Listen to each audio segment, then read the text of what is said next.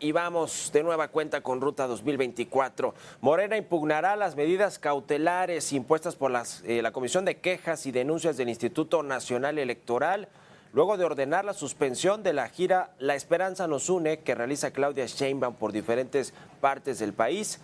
Los detalles se los presento en esta nota.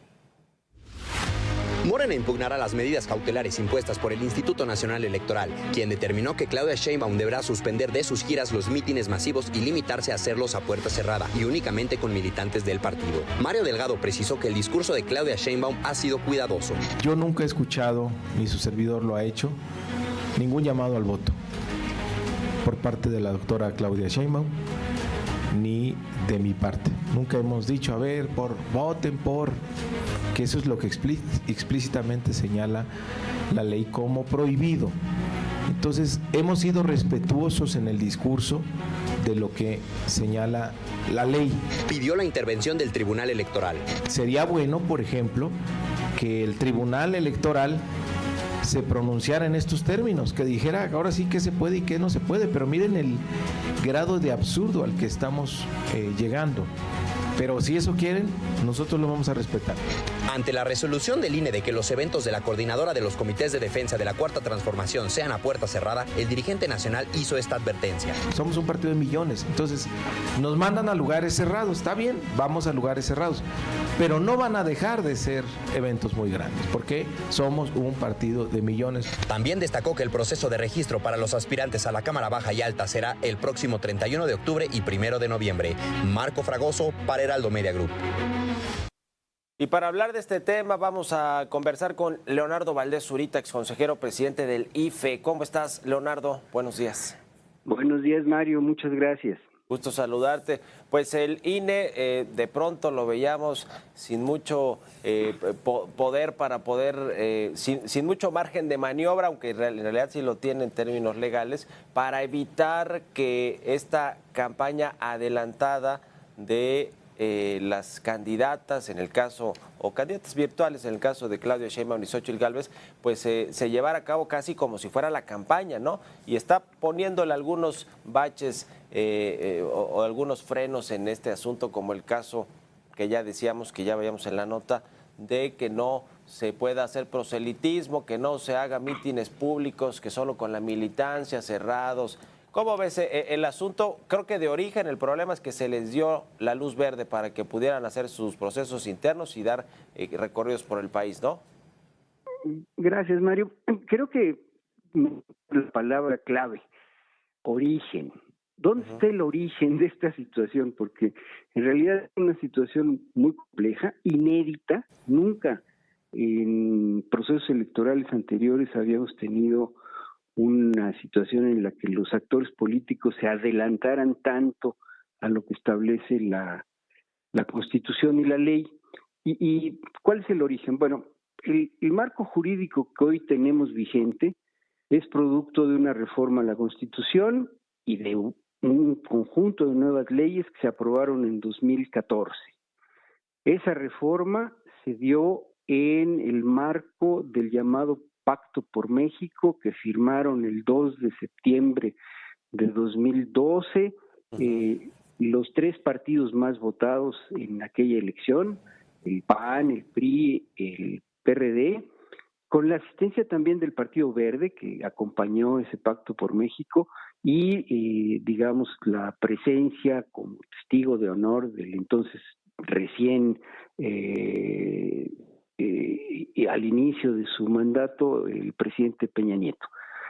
Ese Pacto por México, que incluyó muchas reformas, entre otras incluyó la electoral, y esas tres fuerzas que tenían la mayoría calificada en Cámara de Diputados, en Cámara de Senadores, lograron que se modificara la Constitución, se promulgaran nuevas leyes y respetaron ese marco jurídico hasta que lo que estamos viendo es que un actor que no quiso participar en el Pacto por México, que de hecho salió de su partido, que era el PRD, entre otras razones por el Pacto por México, que creó un movimiento para después convertirlo en partido político, ha desafiado el marco jurídico al que se arribó en aquel momento. Y esto es importante porque sí es el origen del problema, en el sentido de que los sistemas electorales funcionan y funcionan bien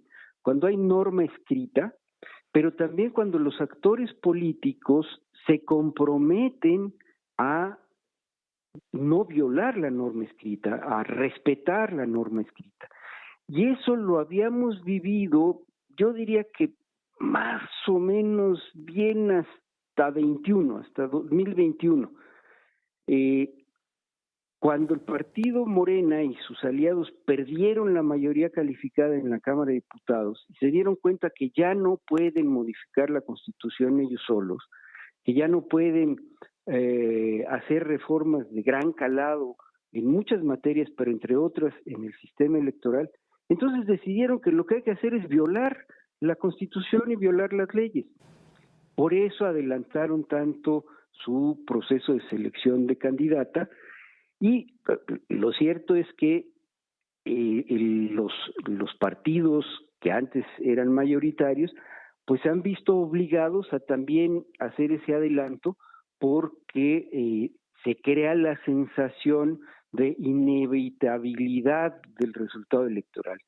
Si en la opinión pública se maneja que ya uno de los contendientes tiene candidata y los otros contendientes están esperando hasta noviembre para que sean las precampañas en términos de la ley para tener su candidato o su precandidata, entonces hay un adelanto, hay la sensación de que el proceso electoral ya está decidido antes de que inicie, que ya hay ganador, y eso motivó, pienso yo, a los antes partidos mayoritarios, ahora minoritarios, a también iniciar su campaña con adelanto. Por eso lo que estamos viendo es que la Comisión de Quejas del INE le está poniendo estas medidas precautorias tanto a Morena como al Frente Amplio por México. En la misma sesión en la que la Comisión de Quejas decidió que Claudia Sheinbaum no puede hacer mítines que parezcan campaña, también emitió una resolución advirtiéndole a la senadora Xóchitl Gálvez que ya lleva 6 medidas precautorias por presuntos actos anticipados de precampaña. O sea, sí estamos metidos en una situación muy compleja, hay una violación masiva a la ley, y esto se tiene que resolver ya no por un acuerdo jurídico, sino por un acuerdo político. Creo que Morena debe sentarse con las oposiciones y deben negociar los términos de suspender esto que están realizando para que el proceso electoral se reencauce a los tiempos que establece la Constitución y la ley. Ya después de la elección, si Morena tiene mayoría y quiere hacer cambios y quiere que desaparezcan las precampañas y que desaparezca el INE y que desaparezca el tribunal, como ya lo intentaron y no lo lograron, eso ya es otra cosa, otro tema. Lo vuelve a intentar, pero eso ya después del proceso electoral. En este momento es muy delicado jugar con la legalidad, porque puede tener consecuencias muy lamentables en términos de la estabilidad política de nuestro país, Mario. Sin duda. Quiero aprovechar también, Leonardo Valdés, para preguntarte sobre la determinación que tomó el INE en términos de la paridad de género para las candidaturas en 9 estados de la República que también van a ir a elecciones el próximo año. 5 mujeres, 4 hombres, es lo que determinó el INE. Pero Morena quiere mandar a 5 hombres y 4 mujeres, y están los partidos políticos además contraviniendo esta determinación del INE. ¿Cómo ves el asunto? Sí, bueno, todavía no pasa al Pleno, es una decisión de comisiones. Entiendo que en el Pleno se tendría que conformar una mayoría de votos de las consejeras y los consejeros para que se apruebe la medida. Yo creo que es una medida correcta.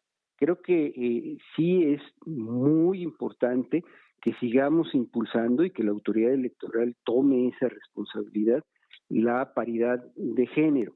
Y evidentemente en una situación en la que el número de puestos a elegir es non, o sea, son 9, no son 10, no son 8, son 9, pues la autoridad electoral tenía que tomar esa decisión. ¿Cuál género será preponderante?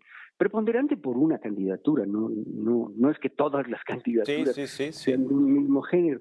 Me parece que el criterio es conveniente, que sean 5 mujeres, 4 hombres.